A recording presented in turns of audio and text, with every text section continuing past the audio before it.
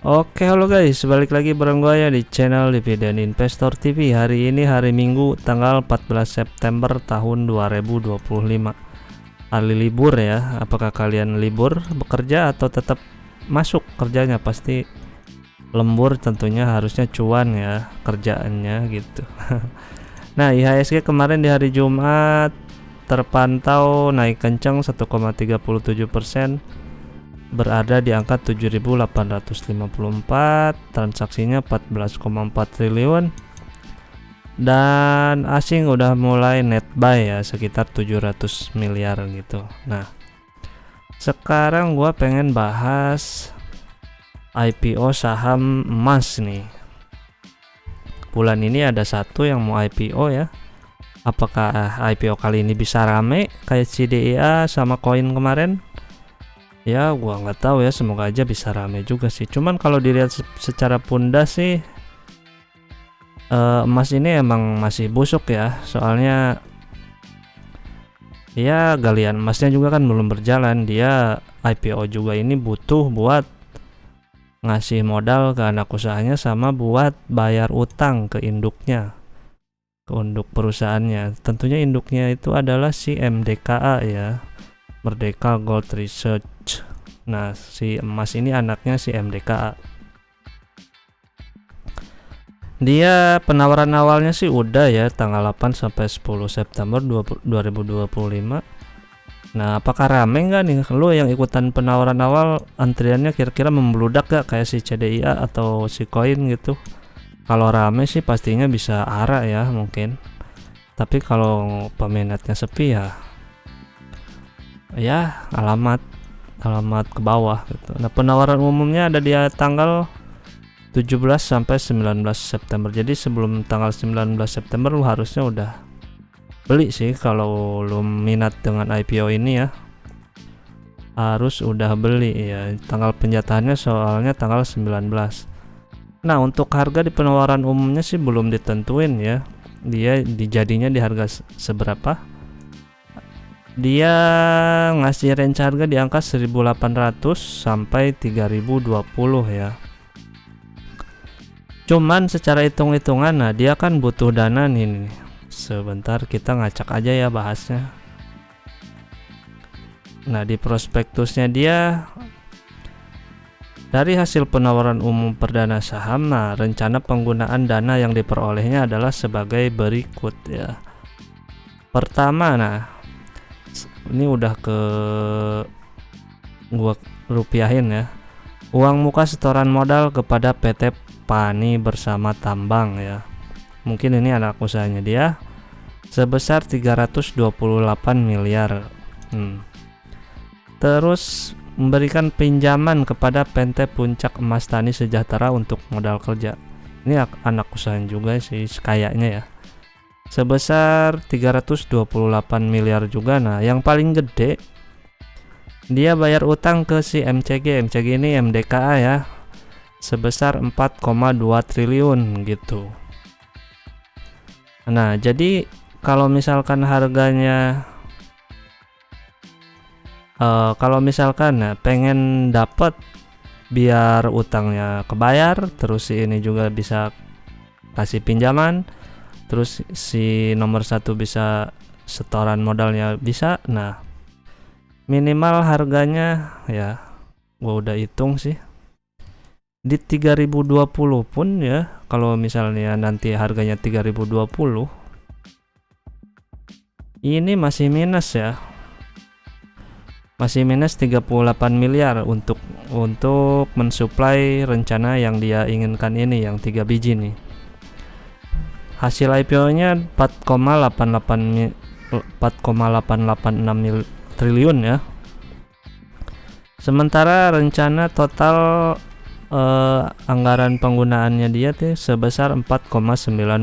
Jadi dia tetap harus nombok ya, harus nambahin lagi di duit kasnya kalau dia mau benar-benar semuanya ini rampung ya, semua ini beres gitu. Karena dalam hasil IPO ya yang di harga maksimal di 3020 ini cuma dapat 4,886 triliun gitu ya.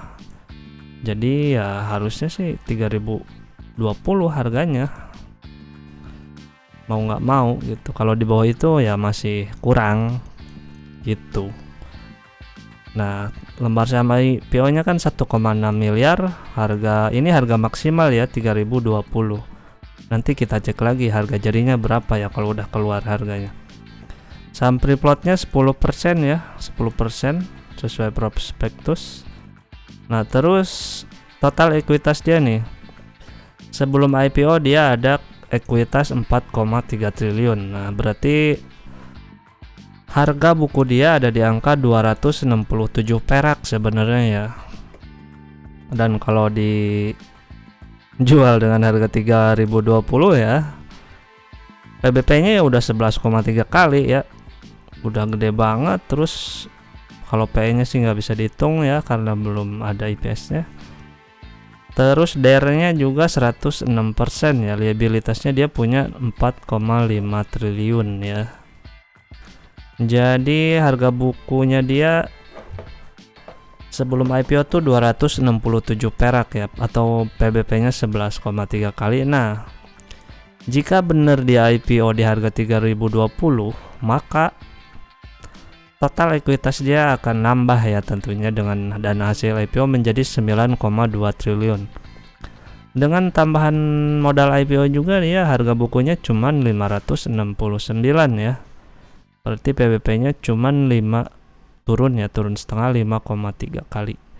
Ya lumayan mahal ya. Dan kebijakan bagi dividen ini pun belum ada keterangan di prospektusnya, dan MDKA juga nggak bagi dividen ya. Jadi lu jangan harapin ini buat dijadiin dividen investing ya. Ini nggak cocok banget. Lagian kerja gali emasnya juga belum ya. Mulainya mungkin di 2026an nanti gitu. Nah, jadi gitu ya. Secara fundamental ini busuk banget ya secara pundak gitu. Kalau menurut gua ya. Secara fundamental sih busuk karena emang dia belum kerja juga ya, cuman penghasilannya dari persewaan alat-alatnya dia aja gitu. Terus nah, ini susunan pemegang saham sebelum IPO ya. Si MDKA punya 62%, terus PT juga, terus banyak nama-nama pribadi ya di bawah 5%-an. Ada Pawinato, Hardi Wijaya Liong, Santoso, Sakti Wahyu, Edi Permadi. Nah, adiknya Erik Thohir ya, Garibaldi. Adanya apa abangnya?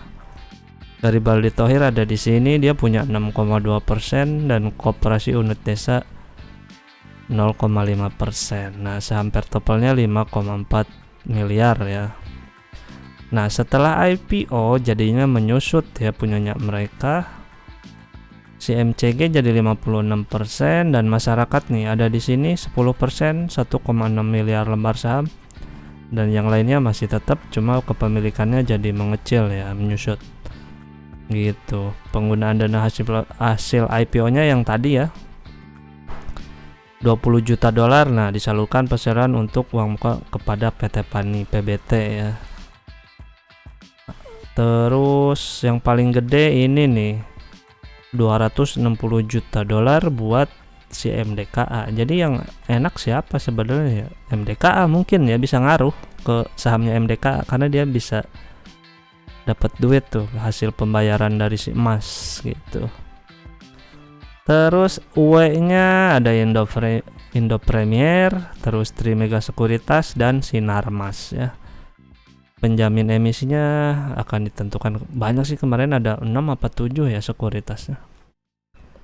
Gua nggak tahu ini bisa arah atau enggak, jadi keputusan balik lagi di tangan kalian masing-masing ya.